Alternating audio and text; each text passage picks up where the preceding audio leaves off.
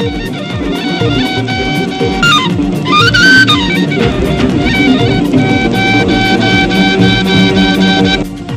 ولا تعبكم لما يوك لبلبو عقلو تمسكيولك.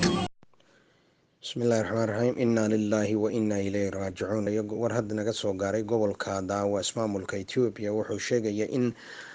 4 qof oo lagu dilay maanta meel u dhow degmada Mubarak oo dadkaasi la dilay waxayna u badnaayeen caruur iyo haween waxaana la helay 2 qof meedkoodii 2 kale waa la laayahay. dadkaasi waxa laayay oo beesha dogoodiya waxa caado u ahayd inay laayaan ummadda islaamka gaar ahaan dadka masaakiinta waxay xoolo dhaqataan waxba galabsan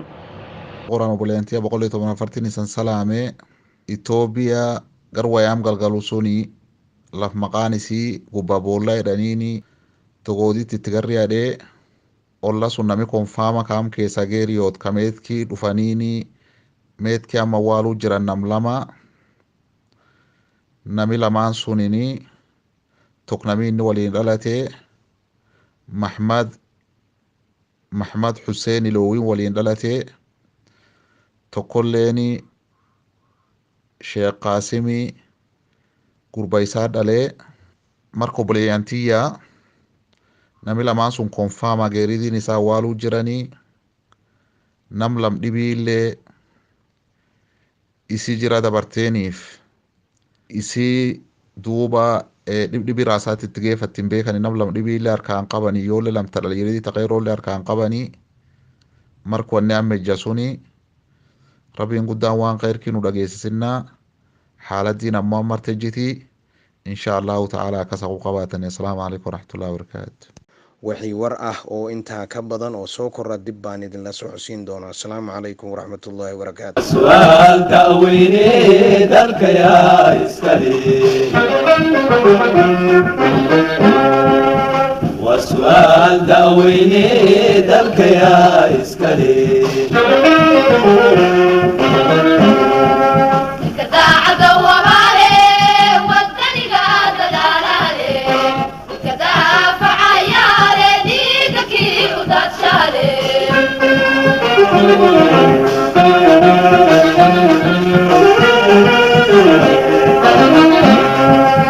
كداع دوامالي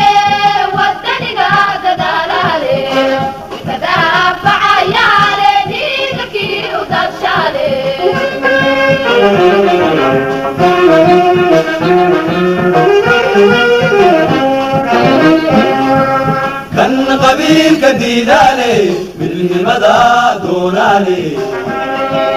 كان قبيل كديدالي بدن مدى دونالي كان ديدي هوشتالي كان لعبكو توسنو وحكستا ودقاتو وديب جري دحدي سالي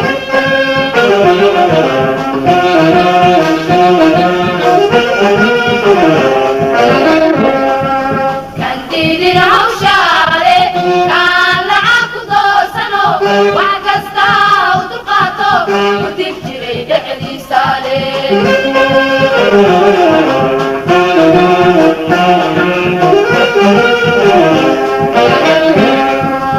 وسؤال داويني دلك يا إسكالي وسؤال داويني دلك يا إسكالي كان دجي يغونتو تدكو كأفلحانو دابع تعليم تاريخ دلقا إيا بيرا كان ينبضو تابتو دقالها تركنا يا علي دغلا تركنا